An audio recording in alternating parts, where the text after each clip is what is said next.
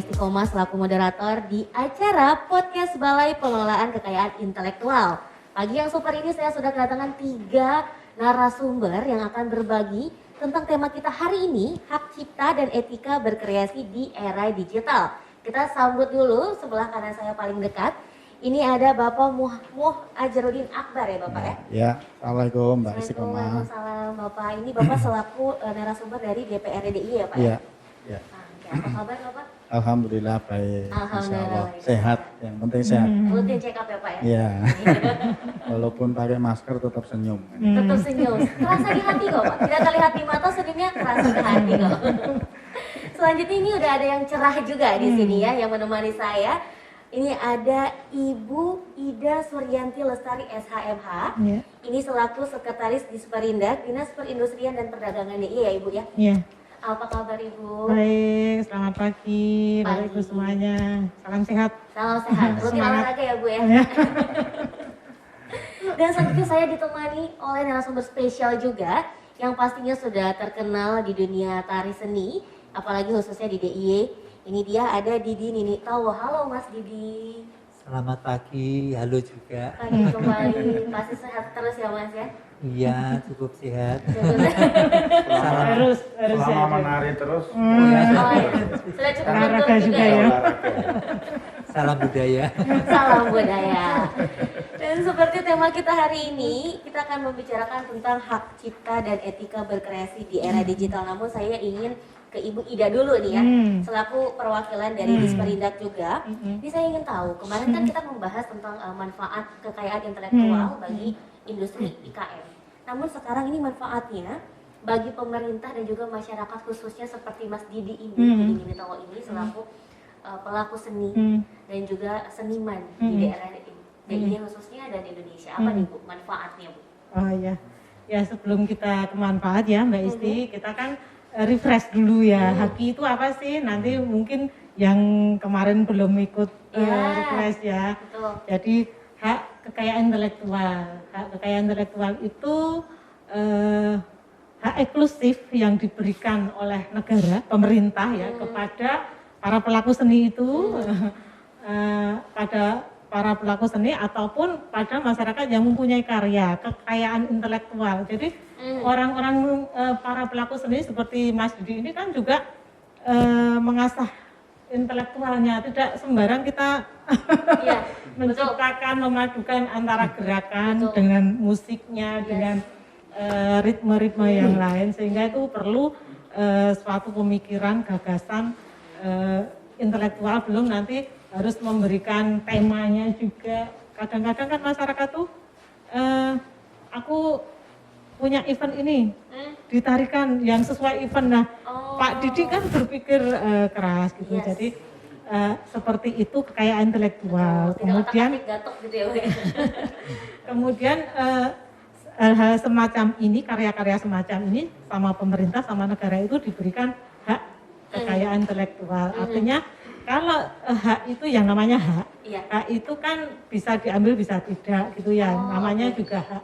Jadi untuk mendapatkan hak kekayaan intelektual itu harus dengan permohonan pendaftaran, harus didaftarkan gitu supaya mendapat hak gitu. Kalau tidak didaftarkan ya nanti secara subjektif itu belum bisa dideklar itu punya saya gitu ya.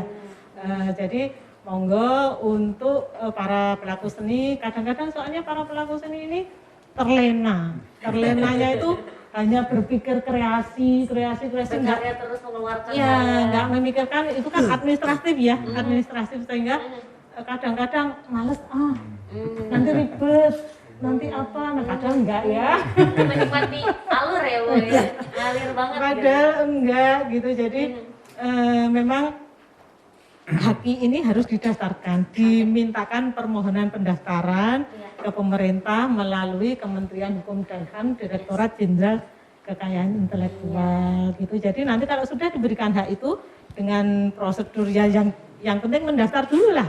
Prosedur itu jalan sendiri karena kan sistem itu sudah sistem. Jadi nanti setelah mendapat hak kekayaan intelektual itu nanti punya hak eksklusif. Eksklusif itu artinya bisa menyebarluaskan, bisa melarang orang lain menggunakan, bisa mengizinkan juga dengan syarat dan ketentuan yang berlaku. Boleh kamu pakai karya saya, tapi ada perjanjiannya, Iya. Ada ada royaltinya juga ya. ada royaltinya. Iya, Nah iya. seperti itu. Iya, jadi Iya. itu pentingnya ya dan manfaatnya bagi para pelaku seni juga Iya. untuk mempatenkan hasil karyanya. Iya, nggih. Kalau kemarin tuh di mekanismenya hak kekayaan intelektual yang brand itu kan ada berkas dan juga ada etiket gitu ya pengumpulannya gitu. Tapi kalau untuk hak cipta ini, kira-kira mekanismenya seperti apa dan berkas apa saja yang dibutuhkan oleh pelaku seni? Kadang kan kalau musik kita apakah berupa musiknya, formatnya digital atau Iya. bagaimana? Kalau brand memang harus ada ya, karena merek kan, Iya. merek itu kan suatu tanda untuk membedakan Betul. dengan yang lain dalam satu jenis. Betul. Misalnya kacang bawang, mereknya apa? Apa itu Garuda, apa Iya. kelinci, apa? Nah itu yang didaftarkan ya Garuda, kelinci dan sebagainya itu. Tapi kacangnya kan sama. Isinya. Cuman jenengan para konsumen ini kan sudah punya image ya. Saya kalau beli ya milih yang Garuda lah. Betul. Alasannya subjektif, kenapa? Betul. Sebenarnya enak kelinci loh menurut saya, misalnya seperti Iya, itu. Nah, kalau untuk hak cipta ini tidak harus dengan etiket, karena kan Oke. cipta nggak harus dietiketkan. Cukup Iya. kalau tari itu judulnya apa, dideskripsikan. Oke. Deskripsinya misalnya tari judulnya tari batik nite, deskripsinya apa tentang apa. Kalau ada videonya itu bisa dilampirkan. Oke, gitu. jadi videonya bisa dilampirkan ya Ibu ya? Ya. Oke, itu harus terpisah sendiri atau berupa channeling misalnya? Sekarang kan kita Enggak, nanti masuk di form pendaftarannya itu ada untuk mengupload, Oh, ada gitu. di-upload Oke. video ataupun karya seni misalnya motif batik gitu bisa. Nah, jadi memang berupa file langsung ya Ibu ya? Ya, Langsung diupload dan ini juga sebenarnya bisa diakses online ya Bu ya? Iya, ada online bisa. Jadi memang agak berbeda tapi juga tidak terlalu rumit dan tidak lebih rumit ya Ibu ya? Ah, Sama-sama tidak. fleksibel dan memudahkan para pelaku seni dan juga para pelaku industri kreatif tuh ya tentang hak kekayaan intelektual itu sendiri. Nah, kalau untuk programnya nih Ibu Ida dari BPKI dan Disperindak juga gitu ya Bu ya.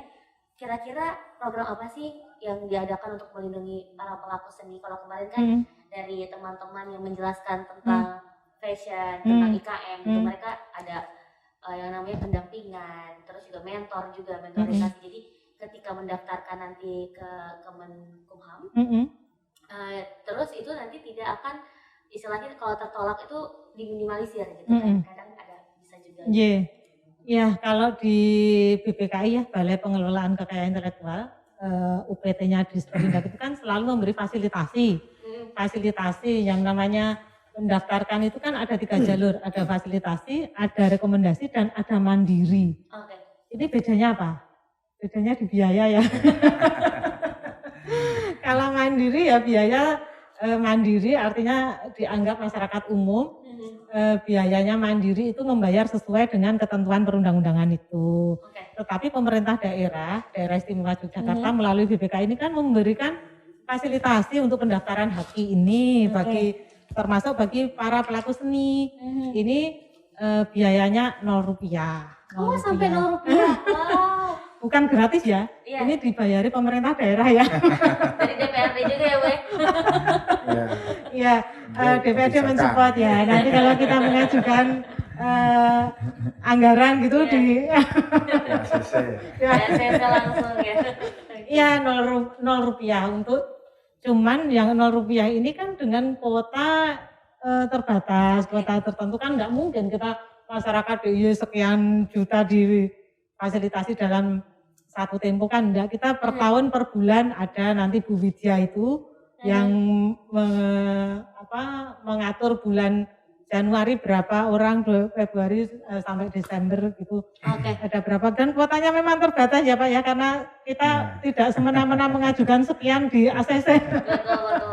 Pasti juga ada kurasinya ya Bu ya. Iya, makanya ada 3 itu. Yang satu lagi kalau fasilitasinya sudah habis dan memang itu masyarakat yang membutuhkan, kita beri rekomendasi. Rekomendasi itu nanti ada dispensasi biaya bagi masyarakat yang memegang rekomendasi. Nah, rekomendasi itu diterbitkan di Balai Kekayaan Intelektual itu. Di Jadi, PKI ya? Oke. ya untuk dispensasi biaya, contohnya kalau untuk mendaftar merek Mhm. brand itu kalau mandiri kan bayarnya 1.800.000. Kalau dengan rekomendasi cukup bayar 500 bagi UMKM. UMKM, betul. Tapi kalau pas ada fasilitasi masih ada kuotanya itu 0 rupiah. Nah, kuota itu selalu dipublish di medsos. Jadi di medsosnya BPKI_Disperindak itu nanti tiap bulan di akhir bulan itu pasti ada pengumuman fasilitasinya. Oke. Misalnya bulan ini 20, tapi ya namanya 20 dari sekian pelaku usaha yang ada di DIY, 20 itu nanti habis dalam 2 jam 3 jam. Udah kayak flash sale ya Bu ya jadinya. Oke. Kalau untuk hak cipta sendiri Bu, kira-kira biayanya di berapa tuh Bu? Kalau hak cipta itu tergantung jenisnya. Jadi mungkin kalau tari, aplikasi komputer gitu beda. Kemudian ada kriterianya, ada seni tari, kemudian ada yang buku gitu ya. Oke. Ada aplikasi komputer, satu lagi lupa. Nah, kita fasilitasinya hak cipta ini sementara kita menggunakan kurasinya itu lewat lomba ya. Kemarin BPKI mengadakan lomba pengembangan desain motif batik. Desain pengembangan motif batik artinya yang kita fasilitasi yang menang saja yang 1-10. Oh, oke. Jadi yang terbaik nominasi 1-10 kita otomatis kita fasilitasi untuk hak ciptanya. Tidak semua karena ya dari sekian puluh yang masuk karya itu kan diseleksi sama juri ya, mungkin yang lain masih harus diperbaiki, harus ditingkatkan untuk nilai, karena kan juri itu menilai tidak sekedar goresannya ya, mungkin dari warnanya, pewarnaannya, dari filosofinya. Karena batik itu kan sebuah karya seni, bukan sekedar kain. Betul ya. Luar biasa, hari ini kompak semua menggunakan batik ya. Betul sekali Bu Hidayah. Jadi memang tergantung apa yang akan dihak patenkan ya, kalau untuk hak cipta yang tadi bisa berupa buku, berwujud atau intelektual, atau bentuk seni seperti seni tari dan juga seni lukis dan seni lainnya. Iya, betul. Oke. Nah, sekarang saya ingin beralih ke Bapak Ajredin juga nih Bapak ya. Kebetulan Bapak sudah ada di sini dan tadi kita sudah agak sedikit membicarakan tentang kebijakan kan ya Bapak. Kira-kira bagaimana Dewan dan pemerintah daerah ini mendorong perlindungan haki bagi masyarakat terutama di industri kreatif yang berfokuskan di industri kesenian itu sendiri. Baik, terima kasih Mbak Istiqomah. Jadi Mas Didi ya, Mas Didi Bu Ida. Jadi perlindungan terhadap haki ya, hak cipta dan juga kekayaan intelektual tentu ini menjadi bagian penting dari proses kita ini memiliki sebuah produk ya, yang kemudian dari produk yang kita miliki ini menjadi seutuhnya kepemilikan kita. Nanti tidak akan ada yang istilahnya memplagiat kan gitu. Plagiat. Meniru tanpa izin, meniru tanpa komunikasi dan sebagainya, ini kan menjadi satu moral yang tidak pas, tidak baik kan. Kode etik ya. Nah, kode etiknya kan. Nah, oleh karena itu kami di DPRD tentu senantiasa mendorong ya kepada tentunya terutama di Dinas Perindak, tentu dalam hal ini ya secara umum ke Pemda DIY untuk bagaimana kita berupaya melindungi karya anak bangsa dalam hal ini khususnya warga DIY supaya terus bisa berkembang dan kita ini memiliki ciri khas, ciri khusus produk-produk kebudayaan umpamanya, atau dalam hal ini pembicaraan kita tentang seni pertunjukan, sehingga nanti budaya atau seni pertunjukan dari Jogja ini bisa bahkan bisa mendunia. Ini tentu menjadi harapan kami. Nah, tentu ini menjadi bagian dari implementasi dari Perda kita, ya, Perda nomor 9 tahun 2017 tentang perlindungan industri kreatif, koperasi dan usaha kecil, kan begitu. Nah, di situ juga cukup banyak produk apa saja yang seharusnya dilindungi oleh pemerintah. Salah satunya adalah seni pertunjukan. Mungkin juga ada berbagai macam produk-produk baik makanan maupun lainnya, termasuk batik, termasuk aplikasi, termasuk apa ya, arsitektur ya, dan lain sebagainya. Cukup banyak, ada sekitar 16 kalau tidak salah, 16 produk yang harus kita lindungi. Nah, ini kita dorong supaya masyarakat ini, ya, pelaku-pelaku ini nantinya tidak rugi, gitu loh. Nah, kalau produknya tidak dipatenkan, ya, melalui hak cipta ataupun hak kekayaan intelektual, kalau kemudian ternyata produk ini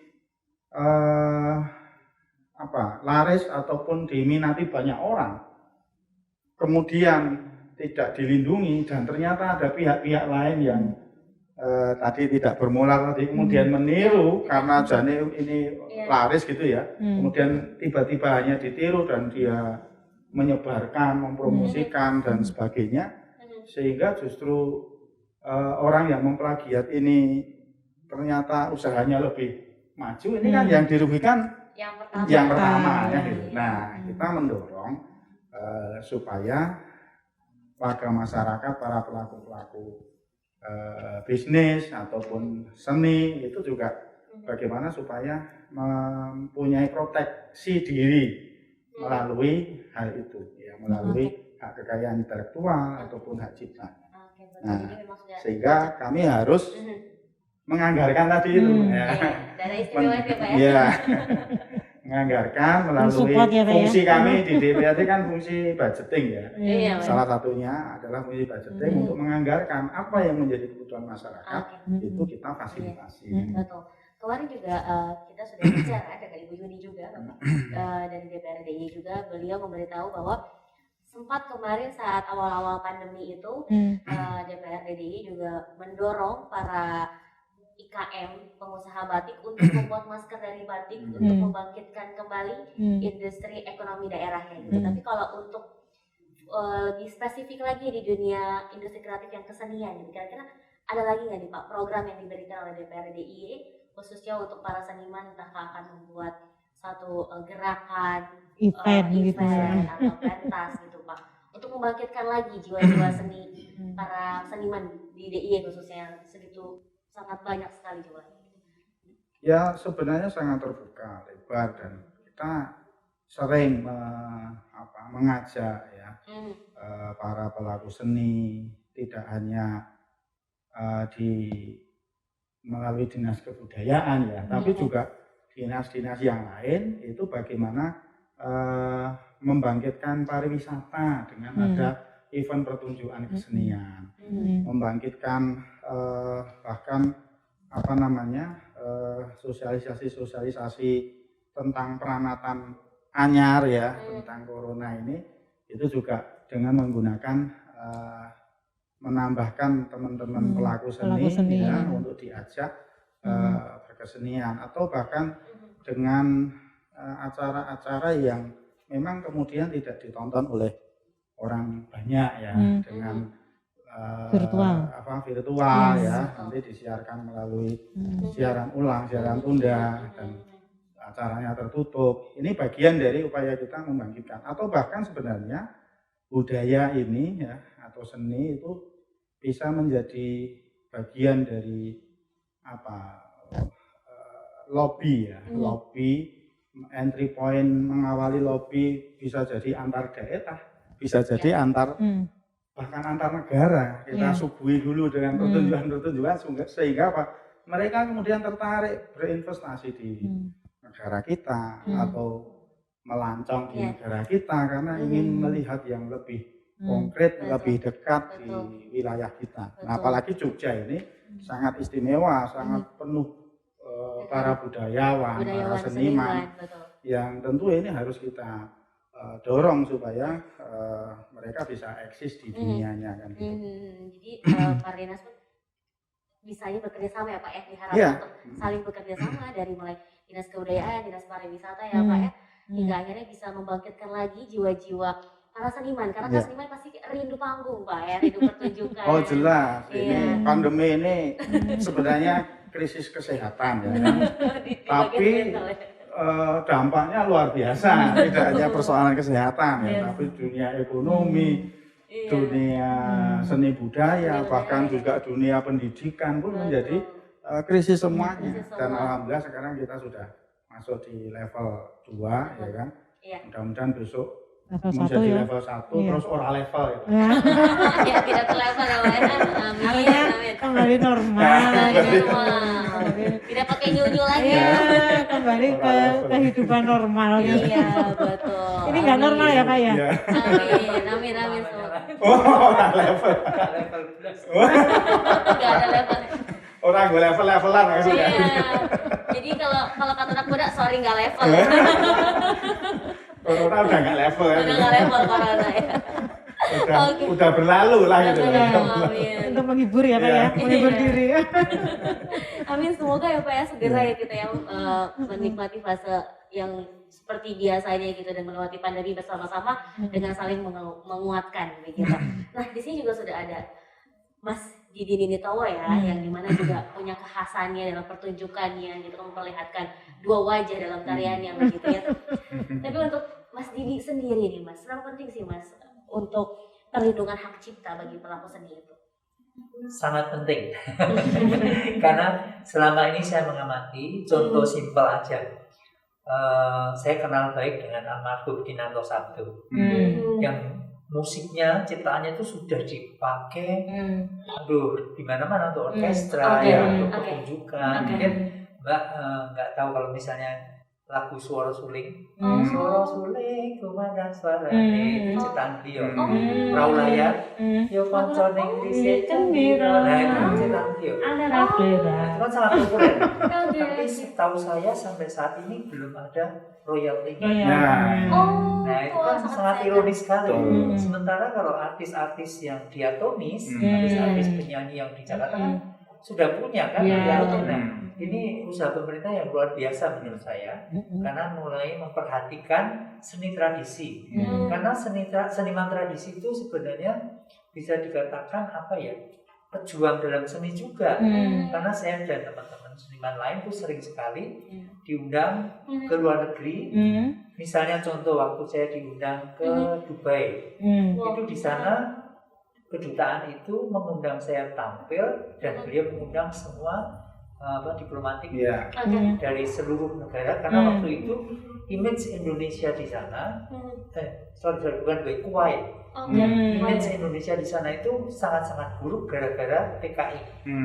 Nah untuk mengembalikan image buruk ini kembali ke baik lagi itu lewat seni budaya. Jadi fungsi seniman ini sebenarnya kan sangat-sangat penting. Betul sekali ya. Banyak sekali. Misalnya waktu tsunami Aceh, saya diundang ke Jepang untuk menggalang dana. Luar biasa, betul. Banyak sekali contoh-contoh. Iya betul. Ya, termasuk duta diplomasi ya. Masuk ke situ ya tadi saya sampaikan tadi loh, entry point kita lobby ke daerah atau bahkan negara lain gitu, untuk bagaimana mengundang mereka ke negara kita, atau dalam konteks Mas Didi ini tadi mengembalikan image yang baik kan itu. Dulu sempat tercoreng barangkali dalam beberapa peristiwa mungkin. Jadi memang peningkatan value kembali ya Pak ya, dari apa yang dilakukan oleh seniman, apalagi khususnya seniman tradisi gitu ya. Jadi yang namanya seni ini kan bahasa universal ya Mas Didi ya. Dan itu menggunakan hati orang-orang gitu. Kita terbuka perspektif baru gitu dari apa yang kita nikmati gitu. Jadi memang ini gerakan yang sangat mendukung sekali ya para pelaku seni apalagi yang hal-hal kecil yang tidak sempat disorot publik, yang tidak diperhatikan oleh banyak orang, dan itu bisa kita lindungi dengan hak cipta yang dinaungi oleh BPKI di Samarinda, dan nanti akan diajukan langsung ke Kemenkumham sendiri ya Ibu ya. Ya. Oke, berarti memang sangat penting sekali, dan saya mendengar ceritanya juga terharu nih. Diplomat ini berarti ya. Iya, diplomat ini Mas terima lagi ya Bu ya, habis ini dapat pin diplomat ya. Ya kan, seni sebagai alat diplomasi kan gitu. Termasuk kita menggunakan batik ya. Batik ini kalau kita ke acara event-event tertentu kan kayak diplomasi juga. Kalau di luar negeri ya, wah itu dari Indonesia itu karena Jogja kota batik dunia. Dan Bapak kembar loh nih batiknya. Oh iya, ini batik geblek ini. Khas Kulon Progo ini. Udah ada originalitasnya ya. Oh iya. Ada ciri khasnya. Rendah ini rendah. Wow. Jadi langsung tahu dari pola ya, apalagi kalau ditambah haki makin naik ya. Value-nya Iya, ya. memang motif-motif seperti ini ada hakinya, cipta tadi itu ya. Betul. Sehingga untuk mengklaim secara subjektif, jadi mendapatkan kepastian hukum gitu ya. Iya. Jadi kalau karyanya ditiru dan sebagainya bisa elek-elek ya caranya. Elek-elek. Iya. Aja. Kuwi ndekku kuwi aja Itu punya gawe dhewe ya. Iya betul. Apa ngaku punyamu, buktinya apa? Iya, Kan betul gitu. sekali. Ya, kalau yang nakal mesti seperti itu, Bu. Artinya ketika dia memplagiat, terus kemudian bahkan dia lebih cerdas dalam konteks tadi ya, pengamanan dari sisi produk tadi ya.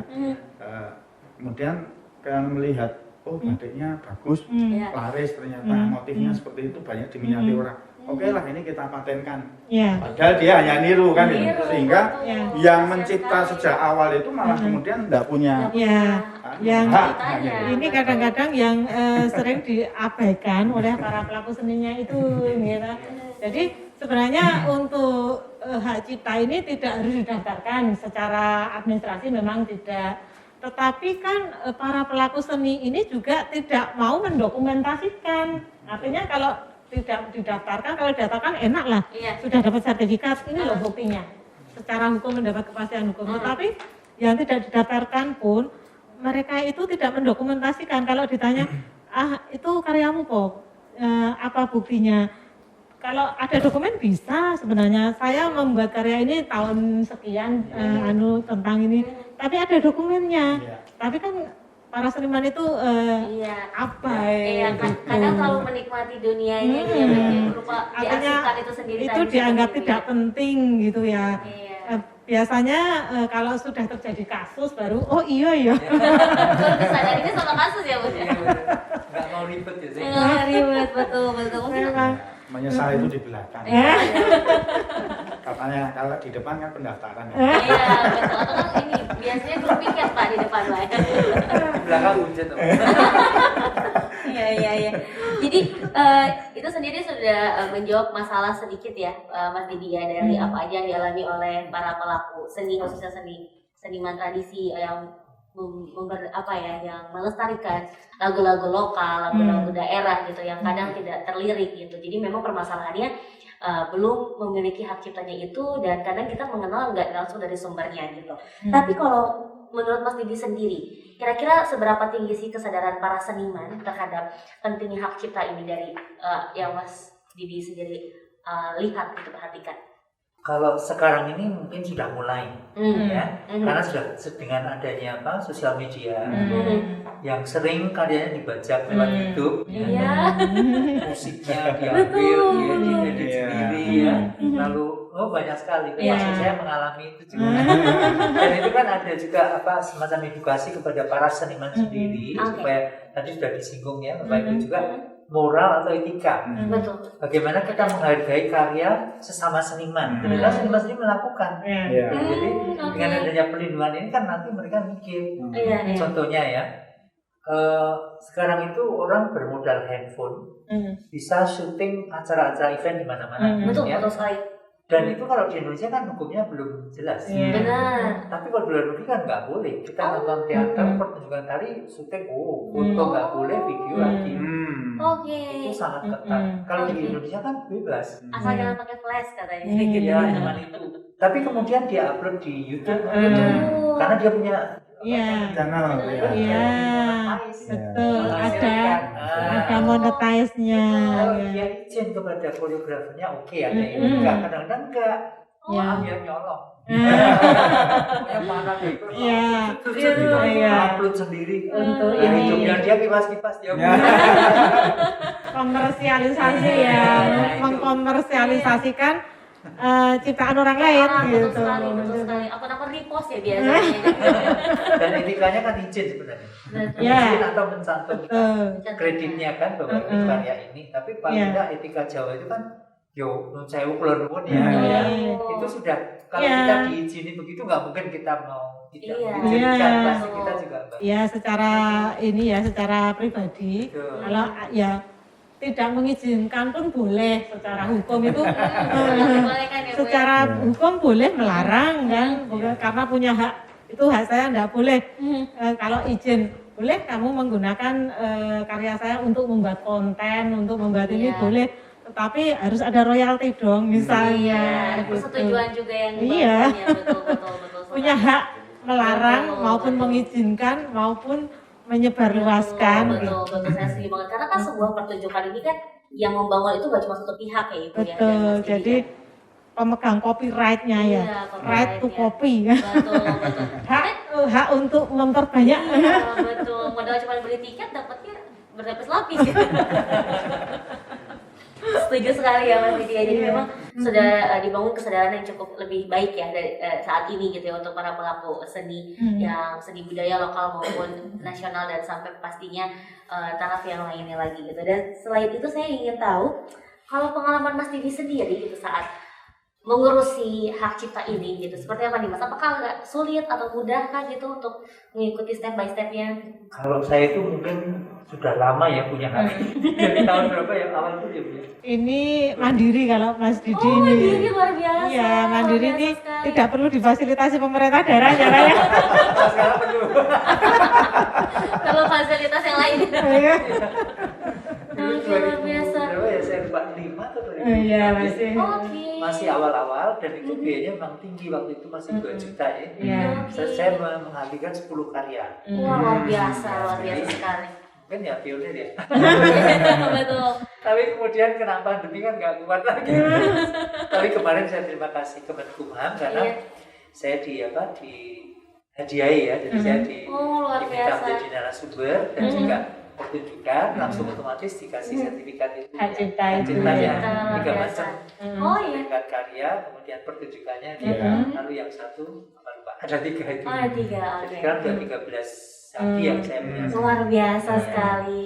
Dan memang tujuannya untuk mendorong atau menimbulkan semangat dari seniman yang Iya. lain Betul. mulai mengarah ke sana. Betul. Karena semuanya kalau misalnya ditaati dan dilakukan ya kita semuanya merasakan ya Iya. keuntungannya. Betul. Ya, keuntungannya sendiri. edukasi juga kan kepada masyarakat ini, para generasi milenial ini yang Ya. para kreator-kreator Iya, betul. generasi milenial ini kan jangan sembarangan mengambil Betul. mengambil Ide orang lain. Iya, walaupun itu lewat Unggahan hanya foto. Google ya. Iya. Ya kemarin waktu ada event juga di kantor kami itu saya minta didesainkan untuk background acara itu sama desainernya itu dikasih foto. Saya tanya, Mas itu fotonya siapa? Ngambil di Google Bu, jangan. Kalau mau pasang foto di situ, saya aja di foto. Karena udah ada kenalan ya, Bu, dari Ibu Asli Ida ya, orisinal ya, orisinil ya. Iya. Nah, terus gimana Bu? Ya jangan pakai foto orang gitu. Kalau mau pasang foto, Mas harus bikin foto sendiri. Saya di foto boleh. Maksudnya yang mau difoto, yang izin kepersonalnya itu untuk difoto dipasang di situ boleh apa tidak. Kalau memang tidak susah mencari model di situ karena harus bayar kan kalau Iya, dicari model betul. gitu. Ya sudah jangan pakai foto, cukup pakai bunga-bunga apa, Iya. motif batik gitu. Udah kasih motif batik aja hasil lomba pemerintah daerah kemarin kan hak ciptanya punya di pemerintah. Jadi betul. pakai aja itu yang pemenangnya itu dipakai untuk background gitu. Dan ada nilai sosialisasinya juga Iya. ya. Jadi saling barter ya. Iya. Jadi mungkin sehabis ini Mas Didi bisa jadi duta haki ya Bu ya. Iya, untuk teman-teman pelaku pelaku seninya. Untuk kesadaran memiliki hakinya, untuk mengedukasi masyarakatnya supaya nanti seperti di negara lain ya yang haki itu betul-betul sudah ditaati. Jadi kalau di kita mungkin masih edukasi, nanti kalau ada kasus baru oh iya, banyak kan kasus kemarin itu yang warkopi itu ya.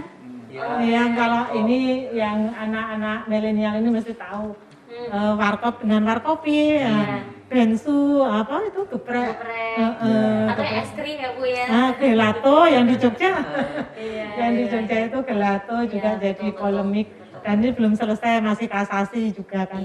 Kalau sudah masuk di ranah hukumnya memang semua itu kan ada pidananya gitu ya, ada sanksi dalam masing-masing undang-undang hak cipta, hak merek, hak paten dan sebagainya itu kan ada klausul pasal sanksi. Nah kalau sudah berkasus ya nanti masuk di situ kan di pengadilan itu kalau yang namanya pengadilan kan prosesnya sesuai undang-undang. Jadi ribet. Panjang sekali ya, menguras energi dan pastinya juga menguras energi ya. Jadi usahanya jadi juga ini agak tersendat karena kasus. Jadi masyarakat oh ternyata itu berkasus ya kita pindah dulu lah ke yang lain, nah, kan kasihan juga. Yang barusan marah itu yang apa? Wayang kulit kok. Heritage-nya Malaysia barusan. Salah satu produk yang membuatkan jadi orang-orang sosmed pada teriak semua. Langsung baru membela ya Bu biasanya. Kalau ada wayang kulit nggak nonton. Iya. Dulu kan kadang kita tidak ngeh ya. Seperti reok Ponorogo di Aku Malaysia ya waktu itu. Dideklar itu karya Malaysia. Nah, kita baru pemerintah secara nasional kita harus melindungi ekspresi budaya tradisionalnya. Betul, yang di daerah-daerah itu kita mendokumentasi seperti Jogja ini ada apa? Geblek, ada itu apa makanan-makanan tradisional itu sekarang sudah dilindungi, ada database-nya. Kayak geplak, kayak gudeg, kayak bakpia gitu. Jadi kita mendeklar itu warisan budaya tak bendanya daerah istimewa Yogyakarta. Sudah didokumentasi gitu dan dicatat oleh Kementerian Hukum dan HAM. Artinya kalau masyarakat luar Malaysia tadi ini produk khas Malaysia bakpia, mana buktinya? Betul. Orang banyak ya di Jogja tuh. Oke, tapi saya juga ingin bertanya kepada Mas Didi, sekarang kesibukannya apa nih Mas Didi sendiri? Apakah masih sering aktif membuat konten tari mungkin di platformnya di YouTube atau di sosial media gitu selama pandemi ini? Iya, kalau pandemi memang kemudian mengaktifkan konten-konten YouTube, podcast juga. Wah, luar biasa. Jadi monetize ya. Tapi juga sudah mulai, ini kan sudah mulai agak pulih pertunjukan ya, tapi masih yang skupnya kecil-kecil ya. Pokoknya menyesuaikan ya Mas. Bukan kecil tapi tetap bergerak walaupun di masa pandemi. Penontonnya terbatas gitu kan, masih dibatasi karena prokes tadi. Menyesuaikan juga tentang aturan pemerintahnya juga ya, pastinya. Oh seru sekali sobat Haki ya untuk obrolan pagi hari ini gitu. Jadi kita juga lintas informasi ya Ibu ya Mas ya. Jadi saling tahu oh ternyata permasalahan masing-masingnya itu polemik sekali dan ternyata di sini juga orang-orang harus semakin paham bagaimana pentingnya hak cipta, apalagi hak kekayaan intelektual lainnya biar nanti tuh tidak langsung masuk ke ranah hukum ya Ibu ya, karena saling melindungi kekayaan intelektualnya masing-masing.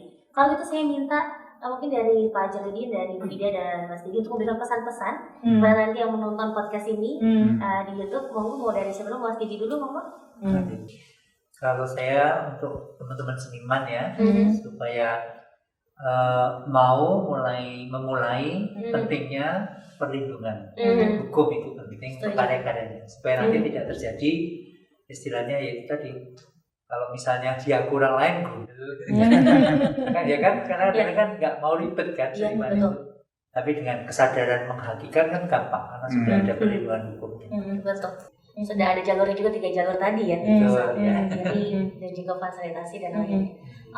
Kalau dari Ibu Ida monggo. Untuk semua masyarakat baik pelaku usaha pelaku seni, masyarakat, IKM, UMKM ya, silakan melindungi produk kekayaan intelektualnya itu melalui permohonan pendaftaran HAKI. Jadi HAKI itu tidak ribet. Sekarang dengan bantuan teknologi informasi ya, itu kita tidak harus datang membawa berkas-berkas gitu. Cukup melalui website, cukup kita membuka konsultasi secara online, WA Gateway juga.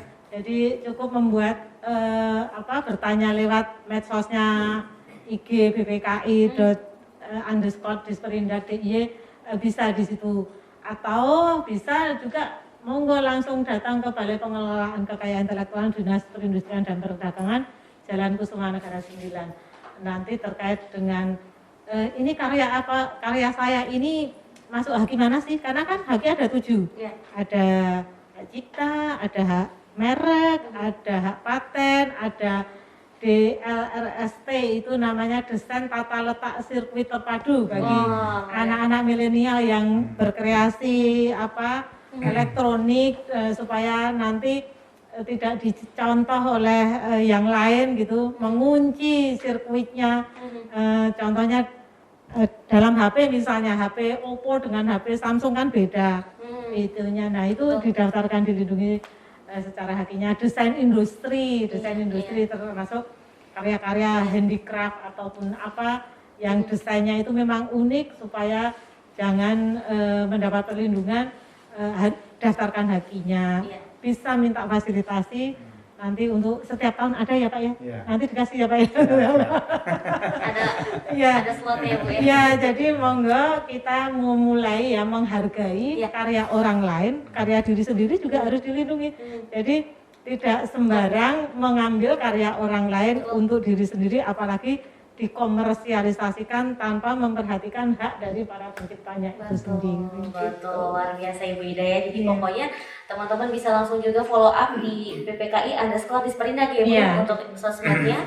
Dan juga tadi seperti Ibu Ida katakan tidak ada yang rumit, semuanya dipermudah, bahkan kalau ingin difasilitasi sebagai tentor juga bisa ya Bu ya, mendampingi gitu, mendampingi proses untuk pendapatan hak kekayaan intelektual yang 7 macam tadi. Nah sekarang untuk Pak Ajudin mungkin bisa menambahkan pesan-pesannya untuk para penonton kami di podcast Balai Pengelolaan Kekayaan Intelektual. Ya, jadi yang pertama kami di DPRD tentu mengapresiasi acara pada kesempatan pagi hari ini, yang mana ini bagian dari sosialisasi kita untuk memberikan edukasi kepada seluruh warga masyarakat, khususnya tentu dalam konteks pembicaraan kita ini bagi para pelaku seni, budaya, seni pertunjukan, sehingga kemudian dengan edukasi ini semakin memberikan pemahaman, kemudian bisa diimplementasikan di dalam proses kehidupan kita berkarya ya, bekerja ya kan, sehingga nantinya memberikan multiplier efek yang lain ya.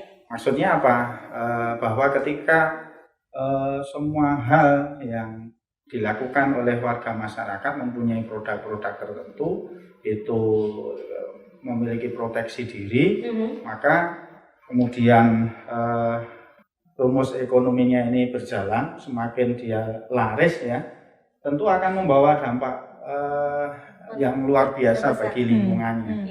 Sehingga bagi kami di DPRD tentu ini menjadi bagian pendorong supaya ekonomi masyarakat itu nanti bisa berjalan ya kan, semakin daya beli semakin meningkat, kemudian tentu akan memberikan dampak pada kesejahteraan masyarakat, yang ini masih menjadi PR pemerintah DIY, karena pemerintah DIY ini masih termasuk provinsi yang tingkat kemiskinannya cukup tinggi kan gitu. Nah, sementara di RPJMD kita, ketika bicara RPJMD sebenarnya target masuk dalam itu sampai tahun 2022 7% ya.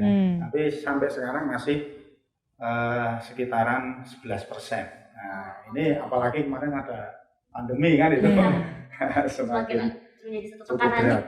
Saya kira ini jadi bagian penting upaya kita untuk mendorong masyarakat berkreasi sekaligus memiliki proteksi diri ya, untuk mengamankan karya-karyanya.